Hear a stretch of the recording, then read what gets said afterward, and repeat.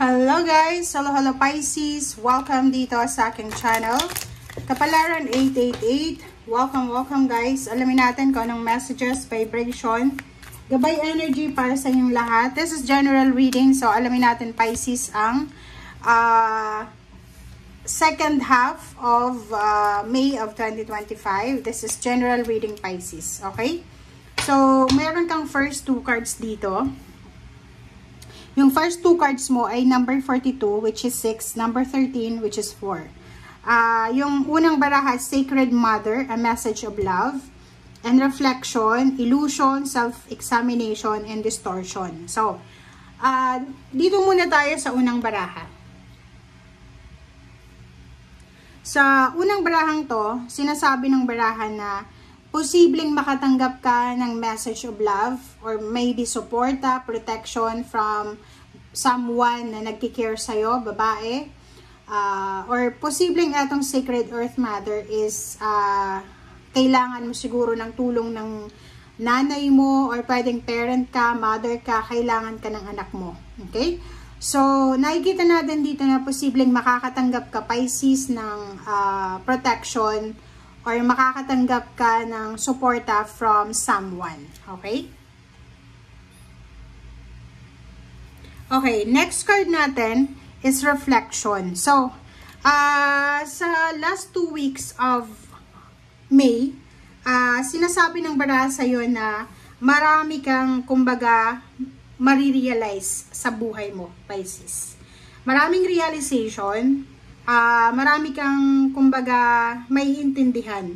Maybe, maraming past actions, maraming past events sa buhay mo na ngayon mo lang may intindihan kung bakit nangyari yun, kung bakit dumaan yun sa buhay mo, kung bakit ganito, ganyan. So, yung mga bakit mo, yung mga what if, yung mga whys mo sa buhay, why, ganito, ay posibleng maintindihan mo siya by the end of the month. Okay? So, sa last 2 weeks na yan, sinasabi na marami kang may intindihan. And, Jesus card ay nagsasabi sa'yo dito, Pisces, na kailangan mong buksan ang iyong puso para sa pagmamahal sa 2 linggong ito.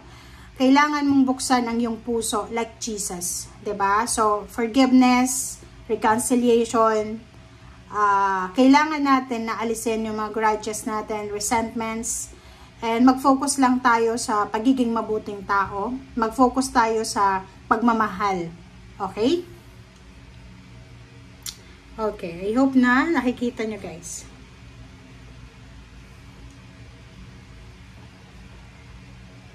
Okay, so tingnan natin dito sa third deck.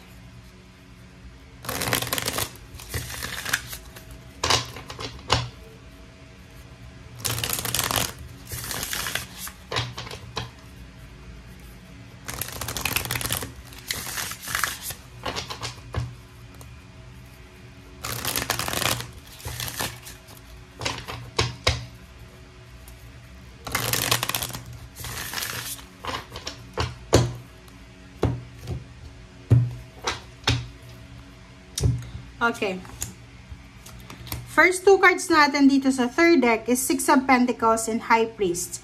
Yung High Priest na to, related siya dito sa reflection card. Na sinasabi sa'yo, Pisces, na marami kang marirealize, maraming papasok sa isip mo, marami kang may intindihan sa last 2 weeks na to. And kailangan mong makinig sa yung intuition, sa yung instinct, kung ano man to na sinasabi ng puso mo. Okay, Six of Pentacles. Sinasabi ng baraha sa'yo dito, Pisces, na yung financial balance sa buhay mo, still balance pa rin. So, this last 2 weeks na to, may pagkakataon ka na makapag-share ng iyong resources or at the same time, mayroong mga tao na willing din na suportahan ka, protectionan ka, and tutulungan ka. Okay. Wow. The Wheel of Fortune and Emperor. Ang ganda. So, dito Pisces, sinasabi ng baraha sa'yo na hindi naman lingid sa kaalaman ng ibang Pisces na meron kayong pinagdaanan na financial problems, siguro for almost how many years or how many months.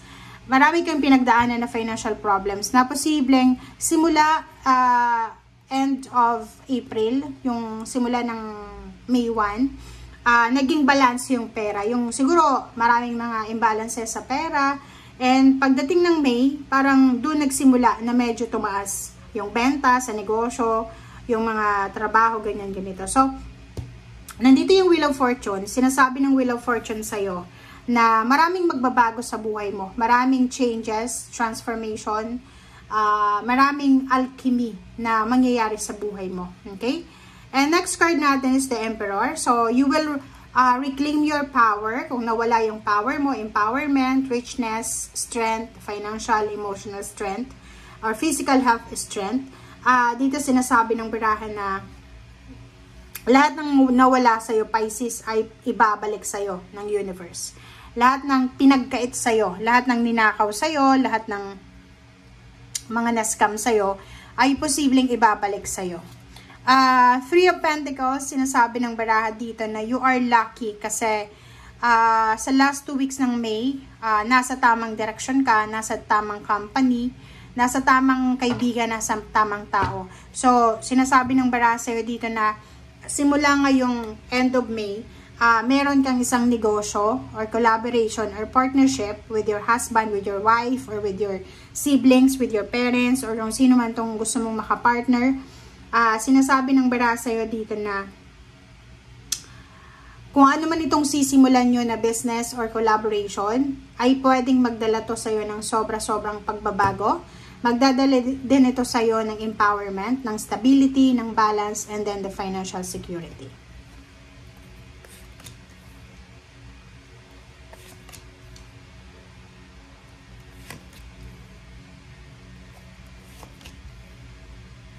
Okay.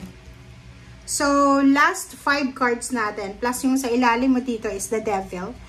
Yung the Devil, siya yung nag-hold back sa'yo. Siya yung pumipigil sa'yo, Pisces. So, meaning, maraming nagbabago sa buhay mo or magbabago sa buhay mo, but paminsan-minsan, di ba yung parang straightforward ka, tapos paminsan-minsan naliliko ka, di ba? Yung nadadala ka sa temptation. Like, umiiwas ka sa tukso ng pakikipag-away, pakikipag-diskusyon. But, minsan, di ba, napupuno ka na, di ba, yung parang gusto mong ipaglaban din yung karapatan mo, parang gano'n. Basta, so, nakikita natin dito na iwasan mo yun. Iwasan mo din yung Capricorn, tao na yan, ang pwedeng makasira ng diskarte mo, ng isip mo, ng emotion mo. Okay, di ba? 5 of Swords, 5 of Cups. Sinasabi ng baraha sa'yo dito na meron kang mga connection. It's either relationship, it's either, ano ba yan? Friendship, collaboration, or kung sino man yan na tao na yan na kaibigan mo, kasama mo, katiwala mo, parang ganyan.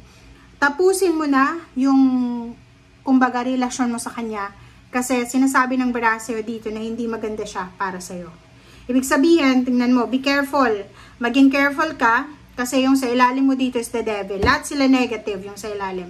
Ibig sabihin, mag-iingat ka sa temptation, mag-iingat ka sa Capricorn, mag-iingat ka sa Gemini, okay? Mag-iingat ka sa kung ano man ang zodiac sign.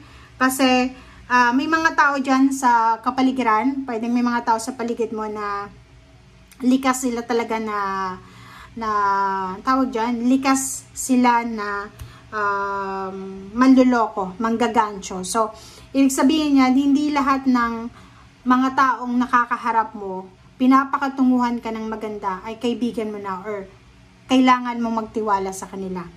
Yung 3 of Swords, sinasabi ng baraha na mag-iingat ka.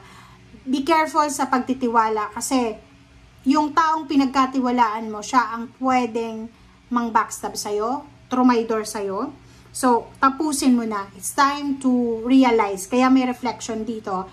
Kasi sa last 2 weeks ng May, kailangan mong pag-isipan ng mabuti, ng maayos, ng mag-concentrate ka.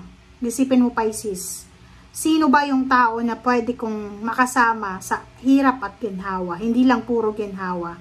Kasi may ganun eh. You have maybe friends, relatives, or kung sino man yan nasa paligid mo na kumbaga magiging masaya lang sa'yo kung meron ka na ibibigay sa kanila. And yun ang kailangan mong iwasan. Okay? Kahit sabihin natin na close ako sa kanya, ganyan, ganito. No. Kailangan mong i-prioritize yung peace of mind mo. Kailangan mong i-prioritize yung sarili mo. Kahit sinasabi sa'yo dito na open your heart to love. Okay, buksan mo yung sarili mo sa pagmamahal.